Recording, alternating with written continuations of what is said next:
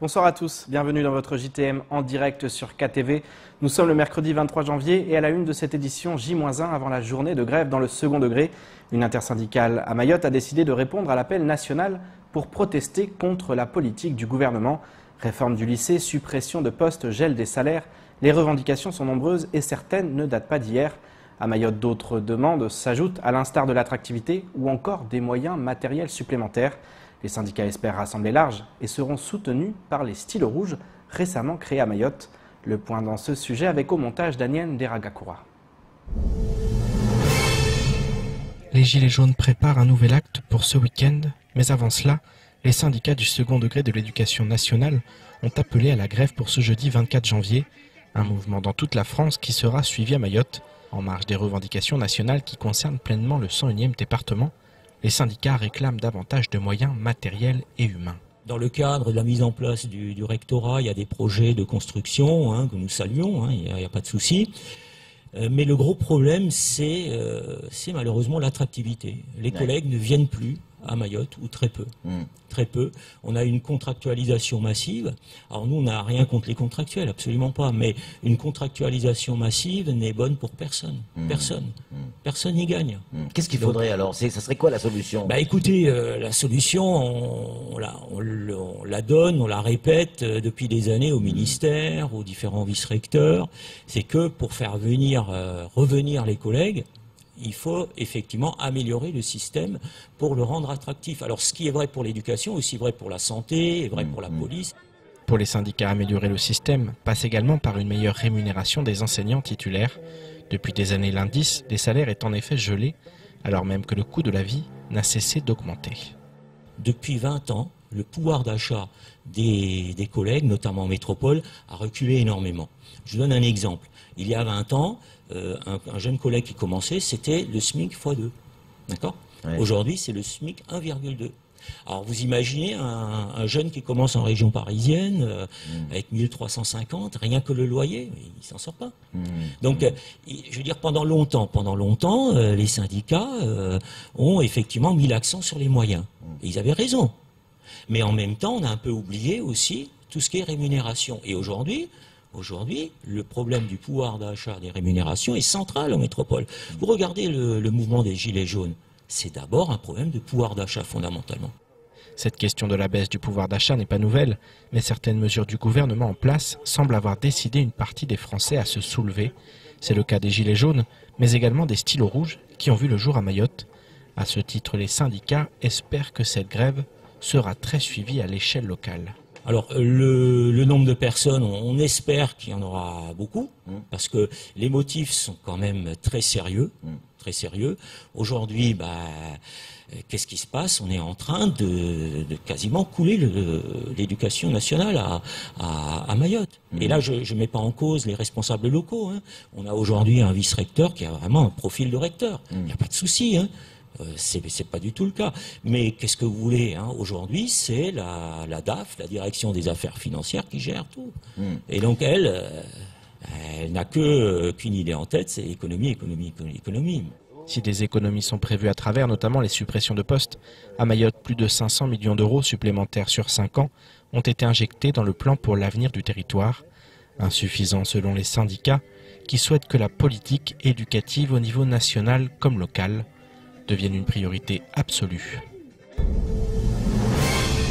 Hier, nous évoquions les problèmes de délinquance qui frappent à nouveau le quartier de Tanafou 2. Ce matin, nous recevions sur notre plateau l'un des habitants du quartier qui a subi plusieurs cambriolages ces dernières semaines. Aujourd'hui, il demande aux autorités d'agir pour sa sécurité et celle de sa famille. Car si les rondes des policiers existent, les délinquants choisissent leur moment et préparent le terrain pour agir. À ce titre, Kamal demande à la CIM, propriétaire des maisons du quartier, d'intervenir rapidement lorsque des problèmes de sécurité sont signalés.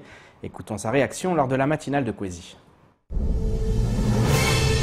Surtout au service technique de la CIM en disant que Tanafou c'est une zone très sensible chaque fois qu'on a des petits chemins qui commencent à s'ouvrir, qui viennent, quand on leur dit que voilà, ça commence à s'ouvrir, qu'ils viennent, on me fermer. Mais qu'ils n'attendent pas qu'il y a beaucoup de dégâts et qu'ils viennent réagir. Parce que c'est ça, et quand vous dites qu'il y a des chemins qui s'ouvrent, ça veut dire quoi? Les voleurs, ils viennent ouvrir des chemins partout quand ils ont poursuivi pour qu'ils passent, qu'ils puissent s'échapper. Dans les grillages et ainsi de suite. Hein. Oui.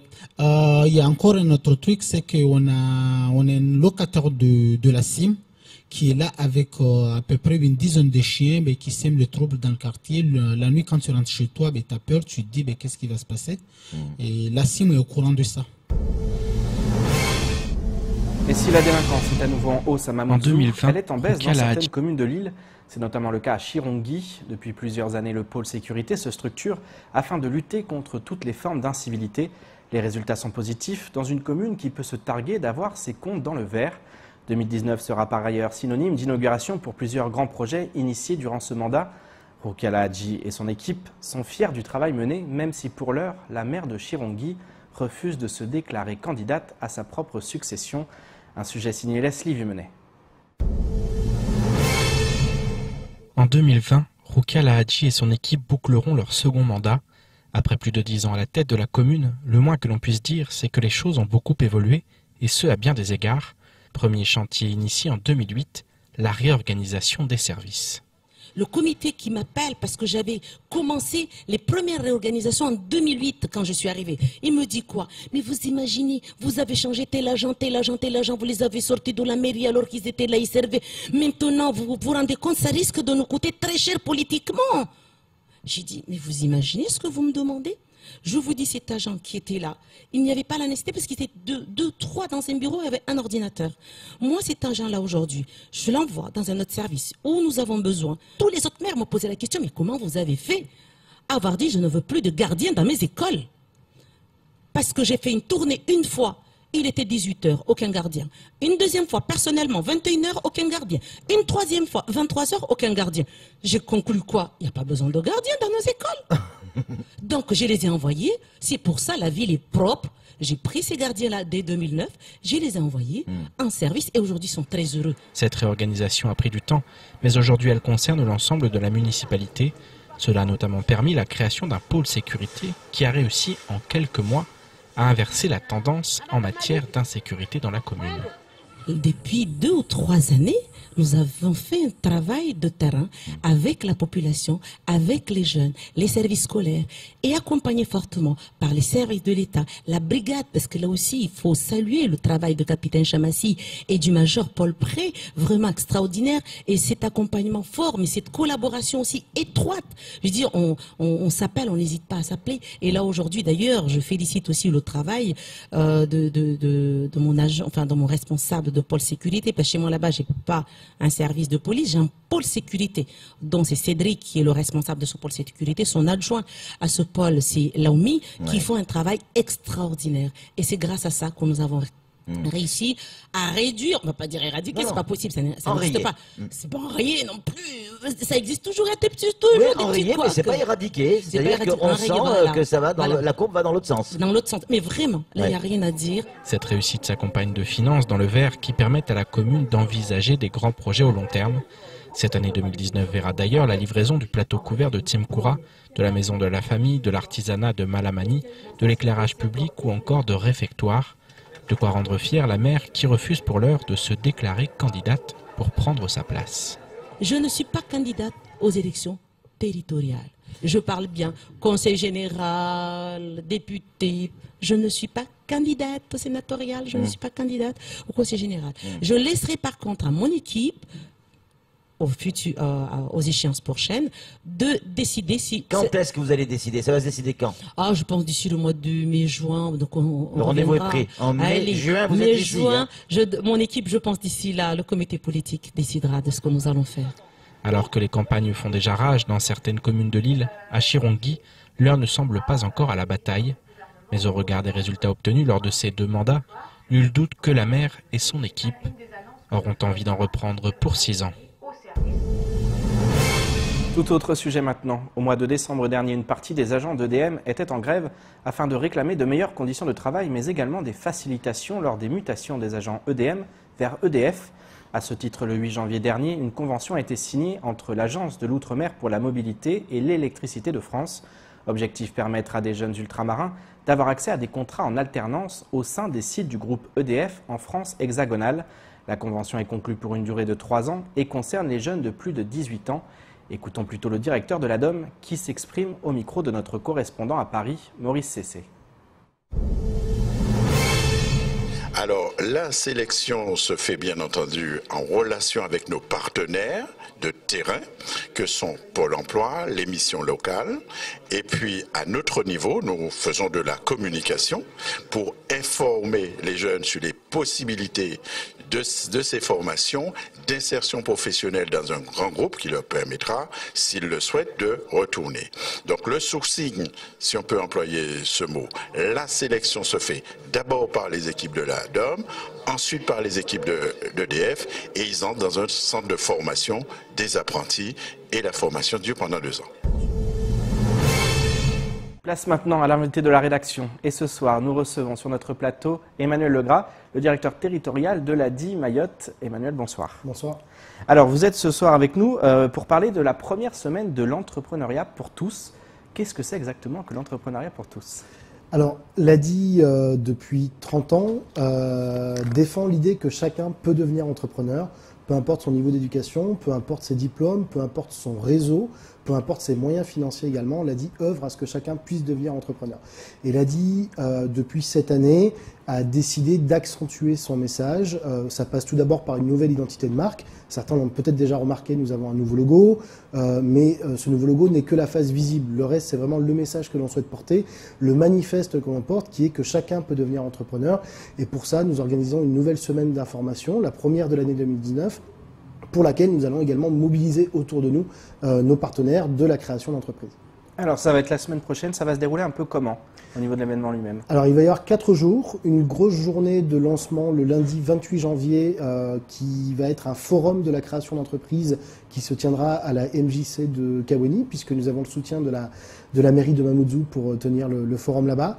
Et ensuite, pendant 3 jours, nous tiendrons des portes ouvertes dans nos différentes agences. Le mardi 29, nous serons à Dzoumonier, dans notre agence ADI. Le mercredi 30, ce sera dans notre agence de Chiconi. Et le jeudi 31, dans notre agence de Chirongi. Pardon.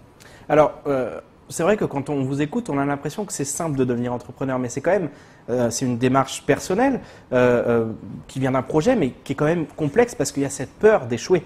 Justement, comment vous arrivez à convaincre, parce que c'est ça, au final, votre travail aussi, c'est un accompagnement qui peut être financier, qui va être technique, mais c'est aussi convaincre qu'on peut y arriver.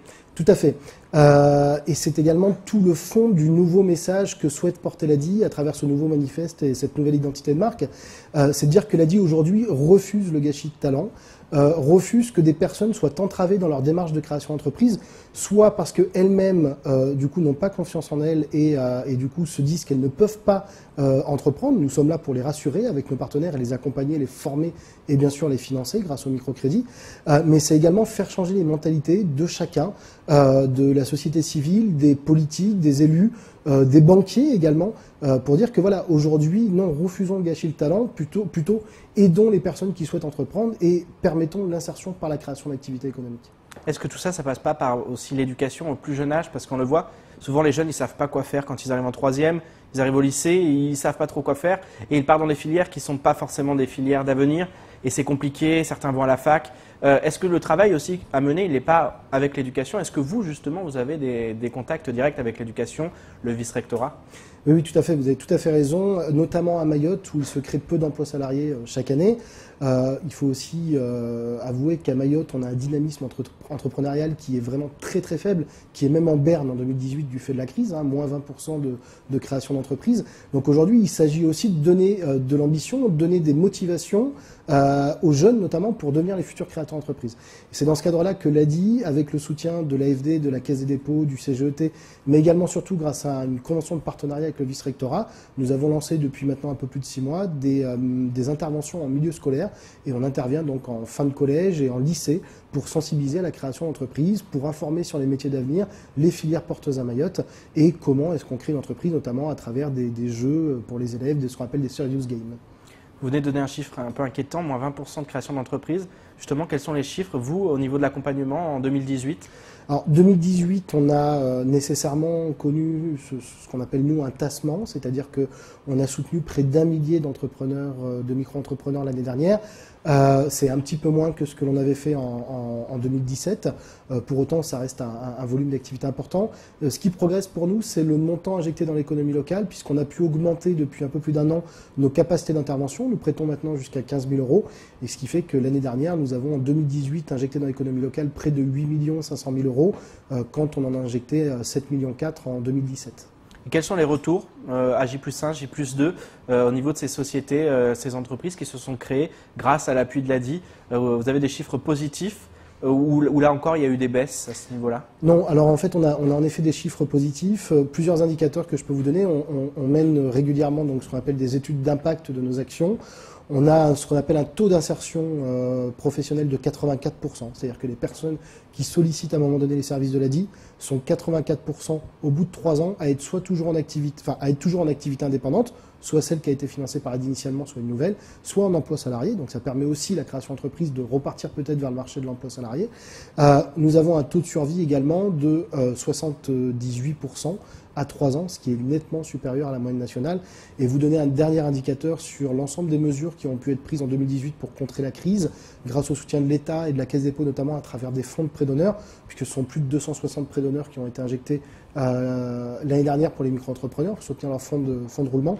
On a amélioré encore l'année dernière nos taux de remboursement. Donc les micro-entrepreneurs ont mis encore un point d'honneur encore plus important à rembourser l'ADI. Donc la crise, finalement, au niveau de ceux que vous accompagnez, elle ne les a pas impactés directement, ou en tout cas, il y a eu des mesures qui ont réussi à pallier les problèmes forcément qui ont été rencontrés par les entreprises, et notamment les jeunes entrepreneurs, ceux qui se sont créés. Lorsque vous créez et que vous avez 7 semaines de blocage, on imagine que ça a été compliqué. En effet, on a en tout cas mis tout en œuvre avec l'ensemble de nos partenaires, que ce soit CCI, CMA, avec le pilotage de la préfecture, de l'État, dans le cadre des plans pour Mayotte, post-crise. Tout le monde, vraiment pour le coup, ça a été un vrai travail collectif pour justement pallier aux effets de la crise sur l'économie mahoraise. Avec la CCI notamment, la maison de l'entreprise. La maison d'entreprise, tout à fait, la cellule d'urgence, mais également avec Initiative Mayotte qui porte également un dispositif de prêt d'honneur, de fonds de prêt d'honneur d'urgence, tout comme nous. Voilà, on a travaillé en collectif. Je pense qu'on a réussi à pallier les effets de la crise. Et pour ce qui concerne les 3000 entrepreneurs que l'ADI accompagne chaque année, enfin chaque jour, puisque c'est notre portefeuille client, comme on l'appelle, oui, je pense qu'on a réussi à éviter le pire. Pour autant, on a un avantage, c'est qu'on est sur des micro-entreprises, pour la plupart petites, qui ont une capacité de rebond très importante, avec des personnes très motivées. Par contre, c'est certain que si les crises se multiplient ou continuent à se multiplier, à un moment donné, ils ne pourront plus rebondir. Donc il faut aussi, à un moment donné, laisser le temps à l'économie de reprendre et de repartir vers la croissance. Avant de se quitter, on rappelle l'événement la semaine prochaine. Est-ce que vous vous rappelez un peu les dates? Oui, tout à fait. Donc 4 jours pour créer ou développer son entreprise avec l'ADI et ses partenaires. Lundi 28 janvier à la MJC de Kawéni toute la journée de 8h30 à 16h30, forum de la création d'entreprise avec tous nos partenaires. Et portes ouvertes dans les agences ADI, mardi 29 janvier à Dzoumogné, mercredi 30 à Chiconi et jeudi 31 à Chirangui. Emmanuel Legras, merci beaucoup. Merci pour l'invitation. On sera là la semaine prochaine et on suivra de très près cette semaine de l'entrepreneuriat pour tous. Avec plaisir, merci beaucoup. Indice des prix à la consommation. Azali Assoumani en visite dans la capitale française ou encore retour des samedis du MoMA. Voilà ce qu'il faut retenir du reste de l'actualité locale. Place aux brèves avec au montage Leslie Vimenet.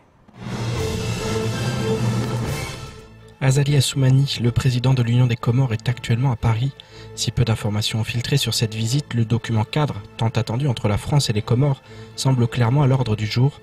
En attendant, en marge du Forum de Paris sur la paix en novembre dernier, le président Emmanuel Macron et son homologue comorien avaient évoqué la relance de la coopération entre les deux pays et la question de Mayotte. Azali Assoumani indique à l'époque, je cite, « Nous sommes sur la bonne voie après des mois de turbulence. Nos deux ministres des Affaires étrangères ont apaisé la situation et travaillent à la mise en œuvre de la feuille de route. Nous signerons prochainement un accord cadre. Paris prévoit d'investir 100 millions d'euros aux Comores dans les 3 ans à venir, notamment dans un fonds d'investissement qui va nous permettre de financer l'éducation, la santé et l'emploi.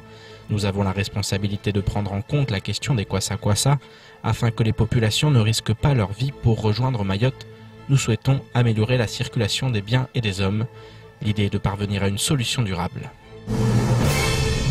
Pour débuter cette nouvelle année 2019, le musée de Mayotte propose un premier samedi du Mouma au cœur des pratiques cultuelles dans les espaces naturels à Mayotte. Au cours de cette journée, le musée du département propose une conférence projection intitulée « Les zones sacrées entre sites mémoriels et pratiques rituelles à Mayotte ». Elle sera animée par Ashura Bouanaïdi, chargée des enquêtes collecte au Mouma, accompagnée de Madame Charfia Moudouar, praticienne. Selon le Mouma, Mayotte est une terre de métissage et de rencontres depuis des siècles, caractérisée par un dynamisme culturel très important.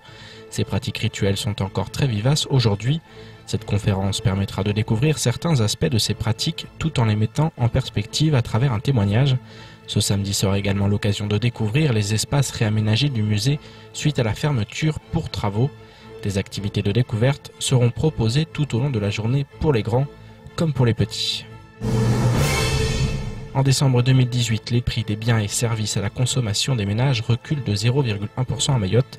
La baisse des prix des hydrocarbures est atténuée par la hausse des prix du transport aérien et de l'alimentation. Les prix de l'énergie reculent nettement de 3,5% en décembre dans le sillage des cours du pétrole. L'essence, le gasoil et le pétrole lampant perdent respectivement 8, 7 et 5 centimes. Le prix de la bouteille de gaz baisse de 50 centimes. En revanche, en décembre, les prix de l'alimentation progressent de 0,2% en raison des hausses du prix des produits frais et des viandes et volailles. Ces hausses sont en partie compensées par la baisse des prix des boissons non alcoolisées et des produits céréaliers. Le prix des services, quant à lui, se redresse en décembre plus 0,6% du fait de la hausse des prix dans les transports et communications, plus 1,9%, consécutive à la hausse des tarifs aériens. Sur les 12 derniers mois, les prix augmentent de 0,4% à Mayotte et de 1,6% sur l'ensemble du territoire national. On termine cette édition avec l'association Gueule d'Amour qui continue de se mobiliser pour la protection des animaux à Mayotte. Ces équipes constituées de 4 salariés et d'une dizaine de bénévoles multiplient à ce titre les captures de chiens errants. L'association intervient dans plusieurs communes, dont celle de Tsingoni, commune qui depuis décembre dernier a déclaré ne plus souhaiter collaborer avec Gueule d'Amour. Une collaboration qui jusqu'alors était assurée par une convention de fourrière. Un coup dur pour les membres de l'association qui dénoncent un acte contraire à la loi. Marion Tellier nous en dit plus. Tyler est le directeur de l'association Gueule d'Amour, une association qui vise à recueillir, soigner et faire adopter les animaux errants ou abandonnés. Son engagement pour la cause animale le pousse en mars 2017 à quitter son travail en restauration pour ouvrir une fourrière et permettre le meilleur fonctionnement de son association. Son combat est titanesque, les captures sont nombreuses, 20 chiens peuvent en faire l'objet sur une même journée. Il y a les captures libres, c'est-à-dire sur les communes conventionnées. L'équipe de capture se déplace directement sur place et font le tour de la zone et cherchent où est-ce qu'il peut y avoir des chiens. Et du coup, ils les récupèrent directement. Sinon, c'est par les signalements. Donc, c'est la population qui nous appelle pour nous dire qu'il y a des chiens à tel endroit. Et dans ces cas-là, on se déplace à cet endroit-là. Sinon, c'est sur les appels des forces de l'ordre. C'est eux qui appellent l'association. Ils organisent une journée de capture. Et là, ils viennent avec nous et ils sont avec nous durant tout le moment de capture. Les chiens sont ensuite emmenés au refuge pour recevoir les premiers soins avant le passage du vétérinaire. La plupart d'entre eux ont en effet été maltraités et torturés. Beaucoup sont issus d'élevages clandestins, gérés par des jeunes, presque toujours mineurs. Ces chiens servent alors pour des jeux de combat. Ils sont aussi utilisés pour commettre des vols et agressions. L'essentiel de l'action, c'est enlever les chiens de la rue pour pas que ces jeunes délinquants les récupèrent et les utilisent contre nous. À la base, le chien, c'est le meilleur ami de l'homme. Mais si on laisse faire ces délinquants, ça devient des armes par destination. Ils utilisent les chiens pour cambrioler chez vous. Si vous avez des chiens de garde, ils vont vous balancer des chiens dans le jardin pour neutraliser vos propres chiens et qu'ils puissent aller cambrioler tranquillement dans la maison. Sinon, ils viennent par meute de 20 dans la rue et dès qu'ils croisent quelqu'un, dépouillent ce quelqu'un. Donc c'est vraiment un problème de règle générale de sécurité, mais aussi d'environnement, parce que ces chiens-là mangent les tortues, mangent tout animal qui puisse leur passer sous la dent.